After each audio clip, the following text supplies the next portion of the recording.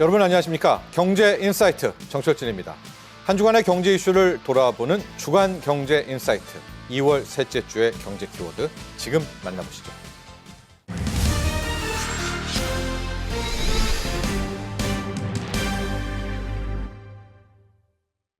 로봇이 한 단계 발전했습니다. AI 로봇 시대가 활짝 열린 것 같습니다. 글로벌 빅테크뿐 아니라 중국 등 세계 각국의 로봇 패권 전쟁이 본격화되고 있는데요. 이 AI 로봇 산업의 현주소 전망 그리고 우리의 수준까지도 함께 이야기 나눠보겠습니다. 장우진 GV 인베스트먼트 이사와 함께합니다. 안녕하십니까? 네, 반갑습니다. 지금 로봇 열풍입니다. 주식시장도 로봇 열풍이고요. 1월 CES 2025 젠수당 CEO가 로봇의 챗 GPT 모멘트가 오고 있다. 자, 오늘 본격적인 이야기에 앞서서 두 가지 정도의 개념 정리 좀 해봐야 될 것 같아요. 휴머노이드 로봇은 도대체 뭐냐? 많이 나오는데 또 네. 피지컬 AI라는 건 또 뭐냐? 이걸 좀 개념 정리를 해야 앞으로 이야기를 풀어갈 수 있을 것 같습니다. 네. 로봇이라고 하면 그냥 기계가 자동적으로 움직이는 걸 말하는 건데 로봇. 휴머노이드라고 한다면 휴먼이 들어가잖아요. 말 그대로 예. 사람을 닮은 로봇을 의미합니다. 네. 그러니까 사람을 닮았다고 하는 건 머리가 있고 손이 있는 그런 모습을 의미하는 거죠. 그래서 진짜 그 로봇이네요. 네. 그렇죠. 예. 진짜 그런 우리가 예전에 봤던 태권브이 같은 태권브이 로봇을 말하는데 다리가 없는 경우에도 손과 머리가 있으면 그래도 휴머노이드라고 부르는 인정. 경우들이 있죠. 네. 네. 근데 정확한 휴머노이드 로봇은 이제 이족 보행 로봇을 얘기하는 거고요.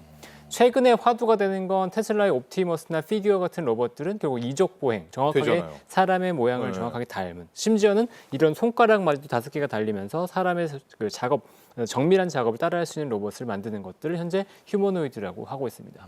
근데 그러면 피지컬 AI라고 하는 건 뭐냐면 기계적으로 우리가 딱 만든다고 하더라도 이게 작동을 하려면 결국은 현재 상황을 파악하고 움직여야 되잖아요. 그렇죠. 그렇죠. 뇌가 있어야죠, 두뇌가. 그렇죠. 그리고 학습을 해야 되는 거예요. 예. 그런데 이 피지컬 AI 역할은 뭐냐면 일단은 이 우리가 현상에서 파악하고 있는 모든 비전이라든가 아니면 여러 가지 감각으로 파악하고 있는 이 현상을 기반으로 해서 움직일 수 있게끔 도와주는 이걸 도와주는 전반적인 플랫폼을 이런 피지컬 AI라고 보시면 되고 더불어서 이 피지컬 AI를 그러니까 전반적인 물리 환경을 학습할 수 있도록 제공하는 플랫폼, 그 공간조차도 이 피지컬 AI에 포함됩니다. 네. 그래서 이번에 젠슨 황이 CES 2025에서 코스모스라고 하는 플랫폼을 그렇죠. 처음으로 공개했죠. 예. 근데 이 코스모스는 말 그대로 센싱을 기반으로 해서 데이터를 학습하고 데이터를 기반으로 해서 실시간으로 이걸 어떻게 판단할지 이런 판단까지 가는 것 플러스 이 코스모스 내에는 너희들이 이거 실제로 물리 환경을 학습하고 싶어? 그럼 내가 이 공간을 가상 공간을 제공해 대여해줄게. 아니 가상 공간을 만들어서 이걸 보여줄게. 예. 그러니까 가상 공간에서 보여줄게. 예. 얼마든지 학습해라고 하는 거예요. 예. 근데 테슬라가 원래 강했다고 하는 건 테슬라의 자동차들이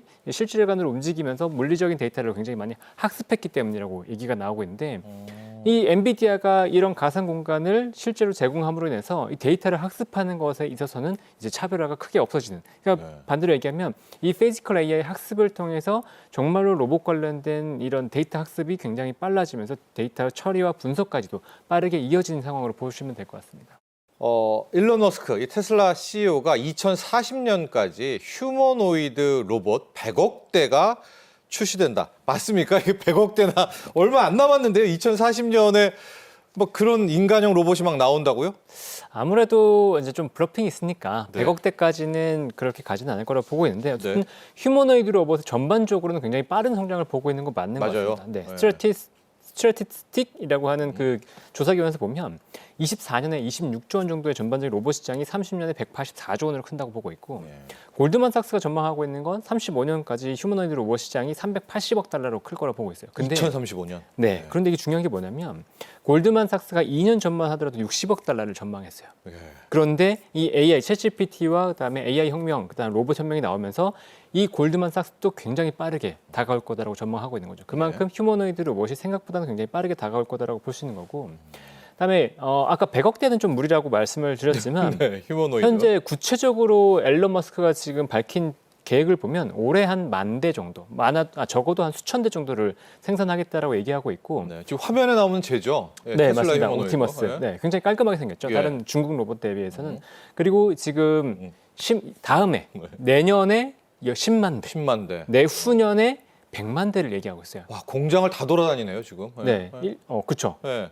근데 1년에 10배씩 지금 증가하면서 빠르게 생산량을 늘리겠다. 그래서 우리가 옵티머스를 기반으로 해서 로봇 시장을 장악하겠다. 그래서 우리가 옵티머스를 얼마만큼 매출을 낼 수 있을 거냐? 10조 달러 이상 될 것 같다. 그러니까 10조 달러면 매출로 보면 한 140조, 150조 원 정도 되는 규모이기 때문에 네. 결코 작지가 않거든요. 그래서 그만큼 이 로봇 시장에 공을 들이고 있고 그만큼 빨리 성장할 거다라고 보고 있다. 그래서 올해가 휴머노이드 로봇의 원년이 될 거다라고 좀 예상이 되는 부분입니다. 뭐 다 뛰어들었죠. 구글, 뭐 엔비디아도 이제 칩으로 또 뛰어들고 있고요. 현황 한번 볼까요? 일단은 글로벌리 가장 큰 세 개의 축은 옵티머스, 그다음에 네. 피규어, 그다음에 버스턴 다이내믹스 이 세 가지인데 요 세 업체의 어떤 전략이 조금씩 다릅니다. 그러니까 옵티머스 같은 경우에는 요 손을 많이 강조를 하고 있어요. 그러니까 손의 동작을 지금 22DOF라고 하는데 관절.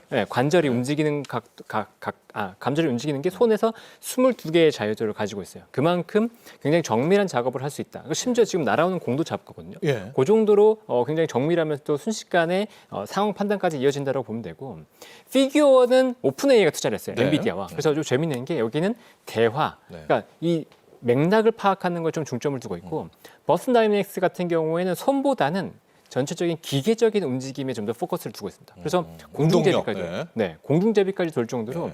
기계적으로는 굉장히 뛰어난데 정밀한 작업에는 아직은 조금 부족하고 그다음에 가격적으로도 좀 더 비싸다라는 평가를 받고 있어요. 어쨌든 세 개 업체의 방향성은 지금은 좀 다르긴 한데 결국은 하나로 뭉칠 거라고 보고 있고 원래는 작년 그래도 한 말까지만 하더라도 미국이 훨씬 더 앞서 나갔다고 했었는데 네. CES나 이제 작년 말에 공개되는 내용들을 보면 중국 업체들이 굉장히 빠르게 올라오고 있다라는 평가들을 조금씩 받고 있습니다. 그 심지어 미래학자 이게 피터 다이아멘디스라고 하는 분이 16개 업체, 미래의 휴머노이드 로봇을 선도할 16개 업체를 공개했는데 그중에서 8개가 중국 업체예요. 그다음에 6개가 미국 업체고 그만큼 중국 업체가 빠르게 따라오고 있다고 볼 수 있고 가격도 저렴합니다. 유니트리라고 하는 업체에서 공개한 로봇을 보면 한 $10,000 정도 돼요. 그러니까 테슬라는 우리가 100만 대 양산을 한다 그러면 그래도 $20,000 정도 2만 달러, 3만 달러 정도에 만들 수 있다고 하는데 이미 중국은 $10,000 정도에 만들고 있습니다. 물론 여기에서는 뭐 안전성이라든가 아니면 이게 정말로 제대로 구현될 것인지 이것은 좀 모르는 부분이긴 하지만 어쨌든 중국 업체는 저가로 굉장히 좋은 로봇들을 만들어내고 있다는 거기 때문에 미국과 중국의 어떤 경쟁은 앞으로 굉장히 볼만할 거다라고. 예. 중국 로봇은 저희가 조금 이따 한 걸음 더 들어가 보도록 하고요. 우리 이야기 먼저 해보도록 하죠. 삼성전자가 정말 말로만 하다가 이제 레인보우 로보틱스 인수하면서 뛰어들고 있고 SK 최태원 회장도 성과를 내라 또 이 한마디에 주식시장도 들썩이고 있고 우리의 지금 로봇 산업은 얼만큼 와 있습니까? 대한민국은? 처음에 좀 아쉬운 얘기를 하자면 우리나라 대기업 중에서 이족 보행 로봇을 하는 것이 단 한 곳도 없습니다. 네, 자체적으로 개발하고 있는 곳이 없고 자체적으로는 없죠. 그렇죠. 네. 레인보우 로보틱스를 인수했다고 이제 삼성전자가 했는데 레인보우 로보틱스가 사실은 이족 보행 로봇을 가장 먼저 개발했던 회사 중에 하나예요. 휴보라고 하는 로봇을 만들었는데 지금은 이족 보행 로봇을 하지 않고 있었거든요. 그러니까 물론 앞으로는 관련된 휴머노이드 쪽으로 나갈 거라고 보지만 아직까지는 준비되지 않았다. 그리고 삼성전자가 추구했던 것들을 보면 잼스라고 해서 웨어러블 로봇 쪽이라든가 아니면 볼리라고 해서 네. 이렇게 집사 로봇 네. 그런 것들에 포커스를 뒀더라는 거죠. 웨어러블로 먼저 갔죠 우리는. 네, 네. 휴머노이드는 아직 멀었어라고 판단했던 것 같아요. 근데 실제로는 휴머노이드가 생각보다 빨리 다가온 상황이 돼버렸고요. 그다음에 현대차 같은 경우에는 버스턴 다이내믹스를 인수했죠. 그러니까 버스턴 다이내믹스가 아까 얘기드렸던 것처럼 3대장이기 때문에 여기는 휴머노이드 로봇을 하는 건 맞지만 현대차 자체적으로는 하는 건 없고 웨어러블 로봇 쪽으로 역시나 같이 하는 게 있습니다. 그러니까 공장의 어떤 작업자들이 도움을 받을 수 있는 형태의 웨어러블 로봇을 준비하고 있고요. 그다음에 LG전자 같은 경우에도 휴머노이드 로봇은 없었고 로보티즈나 로보스타 같은 업체에 네. 지분을 투자를 했었죠. 근데 LG도 이번 CES에서 우리도 휴머노이드 쪽으로 전략적으로 접근하겠다라고 얘기했기 때문에 어떤 식으로 나올지는 좀 봐야 될 것 같고 SK는 방금 말씀 주셨던 것처럼 주말에는 얘기가 났죠. 네. 최태원 회장이 우리도 휴머노이드 쪽으로 강하게 드라이브를 가자. 걸어야 된다라고 했는데 아직은 뭐 구체적인 역시나 움직임은 없다라고 보시면 될 것 같습니다. 예, 아직 우리가 휴머노이드 쪽을 못 가고 있습니다. 빨리 또 속도를 내서 따라잡아야 될 것 같은데 트럼프 대통령이 이런 보관이 있다고 합니다. 다 미국으로 들어와라. 그럼 이제 인건비가 높아질 거 아닙니까? 그런데 그렇죠. 왜 인건비가 높아지느냐? 휴머노이드를 트럼프도 큰 뜻이 있는 겁니까? 로봇에 대한? 지금 미국으로 리쇼어링을 원하고 있는데 그렇죠. 미국에서 못 들어갔던 이유는 사실 비싼 인건비 때문이잖아요. 때문이죠. 근데 반대로 지금 리쇼어링을 해도 로봇을 생산에 투입한다고 하면 비용이 절감되니까 미국으로 돌아오는 게 전혀 문제가 없을 거야라는 얘기가 나오고 있죠. 네. 그런데 조금 재밌는 게 뭐냐면 작년 9월에 미국의 항만 파업이 있었어요. 있었죠. 네. 동부 지역의 항만의 어떤 노동자들의 급여가 서부보다 훨씬 낮았기 때문에 벌어진 파업이기도 했었는데 여기에서 주요 안건 중에 하나가 뭐였냐면 로봇 사용하지 말라는 거였어요. 협동 로봇은 괜찮지만 로봇과 함께하는 건 괜찮지만 휴머노이드는 안 된다. 네, 로봇으로 대체하는 건 안 된다. 네. 그때 트럼프가 뭐라고 했냐면 당신들의 의견을 동조한다. 당신들의 의견을 존중한다라고 얘기했어요. 그러니까 이렇게 얘기하면 리쇼링 할 때 생산 라인을 전부 다 로봇을 대체할 수 있냐? 그건 아닌 거죠. 지금 굉장히 중요한 기로에 있다고 보면 되는데 이 로봇이 사람을 대체한다고 하면 결국은 사람의 일자리가 사라지는 거거든요. 네. 그러니까 그게 어느 정도 속도로 어떻게 대입될 것인지는 좀 봐야 된다라고 생각을 하게 되고요. 어쨌든 트럼프는 아까 말씀 주셨던 것처럼 리쇼링을 추구하는 데 있어서 로봇을 염두에 두고 있냐? 현재 그렇게까지 보는 상황은 아닌 것 같다. 네. 근데 완전한 로봇을 하기보다는 협동 로봇 형태로 인간과 도움을 주고받는 형태로 아마 추구하지 않을까. 왜냐면 일자리를 지켜야 되니까. 그렇죠. 트럼프 네. 대통령은 네. 그런 차원이고요. 미중 패권 전쟁으로 가면서 중국 거 다시 한번 짚어보도록 할게요. 우리는 미국이 압도할 걸로 알고 있었는데 중국이 지금 이 4차 산업혁명 쪽에서는 웬만한 거 다 잘합니다. 중국의 휴머노이드 로봇도 상당한 수준에 와 있다. 맞습니까? 그렇죠. 네. 네. 지난번 AI 때도 잠깐 말씀을 드렸었지만 중국이 공학도를 배출하는 속도가 너무너무 빠릅니다. 워낙 인구가 많다 보니까 이런 이 좋은 인력들이 계속해서 배출되고 있는 상황이에요. 근데 그 인력들이 저렴한 인건비로 활동하다 보니까 연구소에서. 네, 연구소에서. 그러니까 어마어마한 연구 결과들이 AI 쪽이라든가 공학 이런 데서 나오고 있는 거고 당연히 로봇 쪽에서도 빠르게 나오고 있는 거죠. 그러니까 지금 화면에 보시는 것처럼 이게 유니트리의 로봇인데 네. 돌리는 거, 원판을 돌려서 던진 다음에 잡는 것까지 하거든요. 그렇죠. 그러니까 다리도 지금, 막 움직여요. 네, 다리 당연히 움직이고 네. 지금 보셨죠. 그러니까 네. 저런 작업들을 자연스럽게 지금 하고 있는 게 중국의 로봇 상황이다라고 보시면 되고요. 그다음에 여기도 안 나오지만 사족 보행 로봇이 있어요. 사족 보행 로봇이 이런 경사진 곳을 그러니까 로봇 달릴 때는 바퀴가 돌고 그냥 걸을 때는 그게 발 나오고. 네, 바퀴가 멈추는 형태로 가는데 그냥 경사진 대곳을 막 따라 내려갑니다. 그러니까 그만큼 기술적인 안정도는 기계적인 안정도는 굉장히 많이 올라왔어요. 그러니까 그만큼 중국의 기술력은 높다라고 보면 되는데 최근에 보면 딥시크가 중국 내에서 그냥 개발됐었잖아요. 챗GPT를 따라가는 속도로. 그런데 그런 두뇌까지도 저렴한 가격으로 된다 그러면 중국의 로봇 개발 속도는 굉장히 무서울 거다. 이렇게 좀 보이죠. 미국 쪽에서는 우리는 지금 이제 옵티머스가 투입되는 거, 뭐 기가 텍사스라든가 테슬라 공장에 투입되는 걸 생각하고 있겠지만 피규어 AI 쪽이 훨씬 더 빠릅니까? 지금 양산 속도는 피규어가 조금 더 빠르다고 볼 수 있는 게 피규어는 이미 BMW 라인에 들어갔습니다. 그러니까 BMW 공장에 들어갔고 최근에 밝힌 바로는 BMW 이외에 한 곳을 더 들어간다고 했고 4년 동안 10만 대를 공급한다고 발표했습니다. 그러니까 양산 자체의 속도는 빠른데 아까 얘기했듯이 만약에 옵티머스가 정말로 올해 한 10,000대, 내년에 10만 대, 내후년에 100만 대라고 한다면 지금 피규어는 4년 동안 10만 대 공급하는 거니까 확실히 옵티머스 쪽이 좀 빠르지 않나라고 볼 수 있는 거죠. 다만 피규어도 추가적인 수준은 가능하다는 측면에서는 어쨌든 둘 다 속도를 보면서 갈 수 있다라고 생각할 수 있습니다. 자, 우리도요. 이거 기업들만 맡기지 말고 정부랑 함께 파트너십으로 가야 되지 않겠습니까? 우리 한국의 로봇 산업 키우려면. 네, 당연히 그래야 될 거라 보고 있는데 우리나라는 미국이나 중국보다 훨씬 더 자원이 적습니다. 그러니까 선택과 집중을 분명히 해야 되는 거고 이 선택과 집중을 정부에서 약간 드라이브를 걸어줘야 되는 상황이라고 보고 있어요. 그러니까 우리가 지금까지 성장해왔던 것들을 보면 정부가 어쨌든 길을 열어줬거든요. 예전에 조선도 그렇고 어떤 기업들이 어떻게 집중하라고 얘기하고 그다음에 IT에서도 마찬가지죠. IT에서도 우리가 이렇게 길을 열어주자. 김대중 정부 때 IT에 이렇게 길을 열어주면서 결국은 성장했던 그런 역사들이 있기 때문에 결국은 선택과 집중해서 정부가 이런 부분에 우리가 투자를 해야 될 것 같고 같이 갑시다라고 하면서 끌어줘야지만 우리 쪽도 좀 더 성장할 수 있지 않나라는 생각이 들고요. 그다음에 전반적으로는 아무래도 미국과 중국에 대비해서 확실히 뒤처진 거는 맞습니다. 그러면 우리만의 경쟁력을 가지고 가기 위한 어떤 전략들이 필요한데 지금 몇 가지 선도 프로젝트를 보면 좀 잘하고 있는 게 보이는 것 같아요. 네.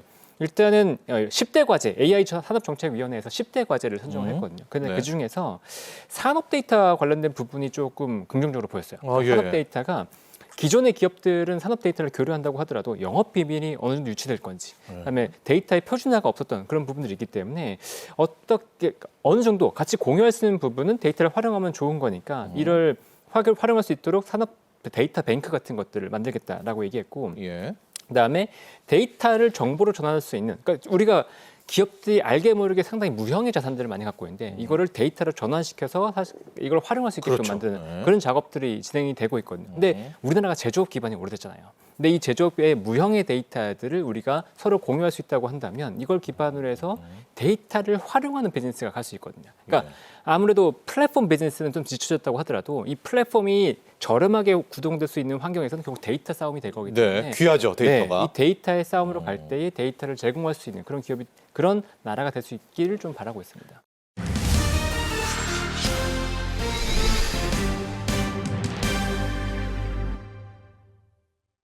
자, 오늘 이 시간에 미중 무역 전쟁에 대한 이야기 그리고 한국에 미치는 영향까지 살펴보도록 하겠습니다. 권혁준 경제평론가 함께합니다. 안녕하십니까? 네, 안녕하십니까. 자, 오늘 미중 무역 전쟁에 대한 이야기 좀 집중적으로 다뤄보려고 했는데 이 전에 우리가 굉장히 긴장했었잖아요. 어젯밤에 트럼프의 상호 관세. 근데 이게 또 행정명령에 서명은 했는데 실제 시행은 4월 1일로 좀 옮겨지면서 약간 긴장은 풀렸습니다. 네. 그래도 어젯밤에 있었던 관련한 내용도 좀 자세하게 짚어주시죠. 네, 일단 현황을 네 가지로 좀 정리할 수 있겠는데요. 첫 번째로 본다 그러면 일단 상호관세 부과가 확실해졌다. 로드맵을 이제 발표를 했죠. 그러다 보니 이제 시장에서 생각했던 상호관세가 어떤 형태로 될지 어느 정도 가이드가 잡혔다 이렇게 보시면 되겠고요. 두 번째로는 이제는 많은 분들이 궁금해하셨습니다. 그러면 자유무역 협정을 맺었던 이런 동맹국들도 과연 이 상호관세 영향력 안에 들어갈 것이냐라고 봤을 때에 이미 이제 트럼프 대통령이 얘기했던 이 비관세 장벽을 감안도 하겠다 이런 얘기를 했거든요. 결국에는 우리나라도 아마 영향을 받을 수 있다. 동맹국도 영향을 받을 수 있다라고 지금 해석이 되고 있습니다. 세 번째로는 국가별로 다르게 적용한다. 네 번째로는 이제 아까 앵커님 말씀하신 것처럼 4월 1일까지 이제 미국에서 연구를 하고 그 안에서 이제는 어느 정도 내용이 나온다. 이렇게 보고 있거든요. 그래서 실질적으로 4월 1일부터 적용될 수 있다. 이렇게 좀 정리를 해드릴 수가 있겠고요. 트럼프 대통령이 이런 얘기를 합니다. 모두에게 공평할 것이다. 이렇게 얘기하고 있습니다. 그래서 어느 나라도 불평할 수 없을 거다. 이렇게 얘기하면서 이 상호 관세에 대해서 강력한 드라이브를 걸었습니다. 상호 관세를 하는 이유는 또 세 가지로 나눠볼 수 있는데 첫 번째로 국가 부채 축소죠. 미국의 국가 부채 심각하죠. 그래서 이제 관세를 통해서 어느 정도 이제 시선을 돌리겠다라는 볼 수가 있겠고 두 번째로는 감세 공약 재현 마련도 있습니다. 트럼프 대통령이 얘기했던 공약을 했었던 뭐 법인세 인하라든지 소득세 인하 부분에 대해서 재현 마련도 있을 수 있겠고요. 세 번째로는 역시나 자국 보호주의죠. 그래서 결국에는 제조업을 다시 한번 살리기 위해서 이런 상호 관세를 카드를 꺼내들었다 이렇게 볼 수가 있겠습니다. 미중 무역 전쟁에 대한 이야기인데 이게 막 심화되려고 하다가 약간 좀 멈칫하고 있거든요. 현재까지 상황 좀 보도록 할게요. 지금 뭐가 이루어지고 있는 건가요? 지금 시장에서 가장 관심 있는 게 시진핑 주석과 예. 트럼프 대통령과 예. 통화를 진짜 했느냐. 이거에 가장 관심이 있거든요. 예. 그러니까 통화를 언제 했느냐가 관심이 있어요. 일단은 트럼프 대통령이 취임한 이전에는 통화한 것으로 양국 다 인정을 했습니다. 그런데 취임한 이후에 그러면 이제 관세 얘기가 나왔을 때 이제 탑다운 방식으로 지도자들이 이거에 대해서 대화를 나눴느냐?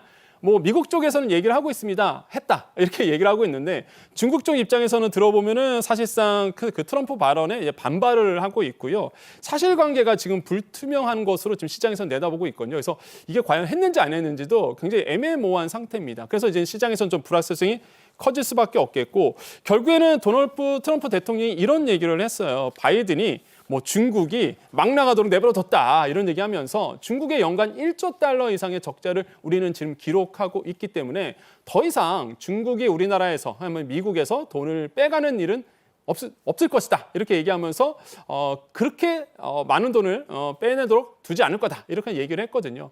그 정도로 지금 이제는 뭐 보편 관세 그다음에 뭐 상호 관세에 들어오면서 중국을 이제 더욱더 압박할 것으로 보고 있고요. 결국에는 시장에서는 과연 양국 정상이 언제 전화 통화를 할 거며 또 실제로 언제 만날 것이냐 이거에 대해서 이제 관심이 높아지고 있습니다. 이번에는 뭐 어떻게 이 둘의 전쟁이 끝이 나게 될까요? 뭐 지나가봐야 알겠지만은 지금 시장에서는 1차 때, 그러니까 트럼프 1기 때 있었던 1차 협상, 2차 협상 그 정도 시간, 그러니까 18개월 정도가 소요됐는데 그 정도로 또 가지 않을까 이렇게 조심스럽게 좀 내다보고 있는 부분이 있습니다. 일단 지금 표에 보이고 있는데요. 이때 2017년과 2020년 사이에 이제는 무역 관세 전쟁이 붙었을 때 내용인데요. 18년도 4월에 이제는 미국과 중국이 이제는 서로 관세를 하면서 보복 관세로 붙게 됩니다. 치고받네요. 네, 치고받기 시작하죠. 그때부터 4, 5, 6, 7 쭉 가다가 일단은 12월에 정상회담 하면서 사실상 약간 이렇게 화해 분위기로 갔다가 그 다음에 다시 또 관세 전쟁이 시작이 됩니다. 2020년 2월에 이제는 1단계에 대해서 무역 합의가 발효가 되면서 사실상 이제 어느 정도 합의가 되려고 했었는데 아시겠지만 2020년 코로나가 전 세계를 뒤엎었습니다. 그래서 사실상 이 협정이 진행되지는 않았었고요. 그러다 보니까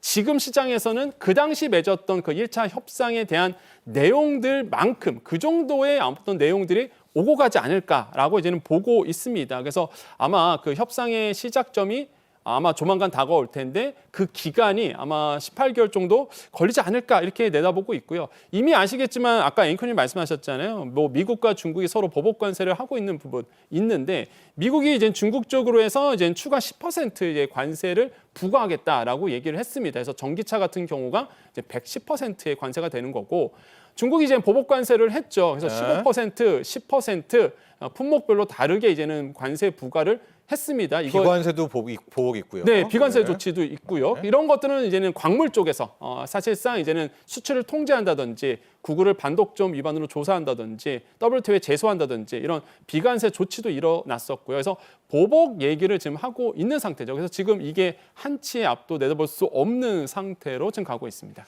정말 내수가 처참한 수준이라고 하는데 중국의 내수 경기 어떤 상황이에요? 뭐 지금 중국 입장에서는 내수 살리기 위해서 사활을 걸었다. 왜 그러냐면 우리가 보통 GDP를 얘기할 때 사실상 이제 투자도 있겠지만은 내수 이게 소비가 굉장히 있죠. 중요하죠. 네. 근데 지금 중국이 소비가 안 되는 시장으로 지금 가고 있다라는 겁니다. 지금 뭐 일각에서는 이런 얘기를 해요. 코로나 때보다 더 힘들다. 이런 얘기가 지금 나오고 있고요. 상가 공실 굉장히 높아지고 있다고 합니다. 근데 이렇게 소비가 안 좋은 이유 첫 번째 본다 그러면 지금 물가가 너무 이제 하락을 하고 있다라고 보실 필요가 있겠어요. 지금 지난해 12월 소비자 물가 지수가 0.1% 상승을 했는데 지금 표에 보이고 있죠. 상승률 추이가 계속 떨어지고 있는 추이가 있습니다. 그래서 1월 달에는 0.5% 상승률이 나와주고 있죠. 그래서 0%의 이제 물가 상승률이 보여주고 있다 보니까 사실상 이제는 경기가 둔화되고 있다. 뭔가 이렇게 뜨겁지가 않은 거죠. 그래서 지금 이런 상태로 지금 가고 있고요. 특히 이제 생산자 물가 지수도 지금 보면은요. 전년 같은 기간 대비해서 2.4% 하락한 수치입니다. 이게 보니까요. 27개월째 마이너스입니다. 그러니까 소비가 안 되다 보니 물건을 만들 필요가 없고 그렇게 된다 그러면 역시나 출하 가격까지 떨어지게 되는 문제. 이렇게 이제 쌓여가고 있고요. 두 번째로는 소비 둔화인데 중국 경제 얘기할 때 빼놓을 수 없는 게 바로 지방 정부의 부채입니다. 이게 천문학적인 금액이다 보니까 당연히 이런 문제가 압박이 닿을 수밖에 없고 부동산 침체까지 오죠. 많은 분들이 금리 대출금 갚느라고 소비를 또 안 하게 됩니다. 이런 문제 때문에 소비율이 점점 더 떨어지게 되고 뭐 디플레이션에 대한 우려, 이런 어떤 긴장감, 심리적 위축 때문에 더더욱더 소비가 안 되는 이런 추세로 지금 중국은 가고 있고요.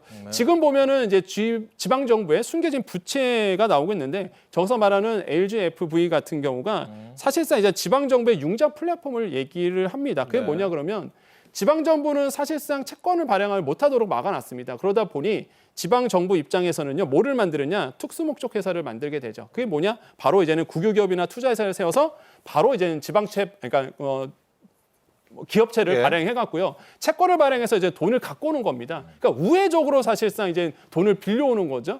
근데 그 금액이 지금 보면은 66조 위안입니다. 우리 돈으로 1경 3,086조 원이나 돼요. 이게 엄청난 금액인데 이거보다 더 있을 수도 있다. 이런 얘기가 나오거든요. 그러니까 천문학적인 금액이 지금 도사리고 있다. 이건 시한폭탄이 된다. 그래서 지금 중국 경제를 본다 그러면 이번 지방 정부의 부채 이런 것들도 같이 봐야 된다라고 좀 말씀을 드립니다. 이런 와중에 중국도 나름 또 하나의 탈출구를 빼놓는 게 미국 국채를 줄이고 그렇게 금을 사들이고 있다면서요. 조금 이따 우리가 금값 이야기도 해볼 텐데 금값이 올라간 여러 이유 중에 하나가 중국 사재기도 있습니다. 맞습니다. 이게 그러니까 중국 입장에서는요, 사실상 이제 달러 패권을 막고 싶을 겁니다. 그러다 보니 당연히 달러보다는 이제 금에 대한 수요를 늘릴 수밖에 없다. 그리고 내부적으로도요, 이제 사실상 경기가 안 좋다 보니까 안전 자산인 금에 대한 수요가 더 높아지는 부분이 있습니다. 그러니까 한마디로 정부도 금에 대한 이제 수입을 늘리게 되고 네. 뭐 국민들마저도 인민들도, 사실 또 네. 이제는 금을 들어오게 되는 거죠. 그래서 이런 것들이 금값에 이제 영향을 주고 있다 보시면 되겠고 사실상 중국은 이제 미국 채권 팔고 금매입에 나서고 있는 부분이 있습니다. 그래서 위안화 안정성에 이제는 도움을 주고자 하고 있는 부분이 있는데 실제 이제는 미국 부채가요 5경 한 2천조 원이 넘어가거든요. 그러면 이 상황에서 중국 정부가 계속적으로 미 국채 판다. 그러면은 가격은 떨어질 겁니다. 그러면은 금리가 이제 올라가게 되죠. 이게 또 미국 입장에서도 좋은 게 아닙니다. 왜냐하면 미국 지금 부채가 아까 말씀드렸죠 5경이 넘어가는데 금리가 넘어가면 그만큼 금액이 더 높아지게 돼요. 그러다 보니까 사실상 이게 미국 정부가 아니 중국 정부가 이게 달러 채권을 판다는 거는 미국 입장에서도 굉장히 위협감이 다가올 수밖에 없는 부분으로 갈 수밖에 없습니다. 그래서 이런 것들이 지금 이제 맞물려 있죠. 그래서 지금 상황은 금값은 뭐 지금 상황으로 본다 그러면 더 오를 가능성이 굉장히 크다라고 좀 생각해 봅니다. 히토리 보복 같은 것도 있기는 있잖아요. 중국이 그렇죠. 꺼내들 카드는. 네. 그런 것도 막판에 몰리면 할까요? 중국도? 그러니까 히토르 같은 경우가 사실상 지금 이미 2023년부터요. 히토르 그다음에 흑영, 갈륨 같은 경우가 이미 중국 정부에서 수출 통제 대상으로 이제 편입을 시켜놓은 상태입니다. 특히 작년 같은 경우가 10월 1일에 히토르 관리 조례에 따라 갖고요. 네. 더 관리 감독을 엄격하게 하고 있거든요. 근데 히토르 아시겠지만 아까 얘기했던 뭐 갈륨이라든지 그다음에 게르마늄 같은 경우가 이게 뭐 국방에서도 쓰인단 말이에요. 첨단 방위 산업에서 쓰이죠. 예, 네. 쓰이다 보니까 사실 이거를 통제하고 막고 그게 된다 그러면 미국 입장에서도 상당히 곤란합니다. 아직까지 거기까지 안 갔거든요. 지금 상황으로 본다 그러면. 근데 지금 이런 것까지도 광물 자원에 대해서 수출 통제까지 계속 이루어진다 그러면 미국을 압박하는 소재로 이제는 활용될 수도 있다. 그래서 미국도 이런 부분에 대해서 이제 얘기를 하고 있고 아마 앵커님께서 아까 말씀하신 것처럼 미국이 조금 서로 좀 자제하고 있는 이유, 물론 유예 기간을 4월 1일까지 뒀습니다.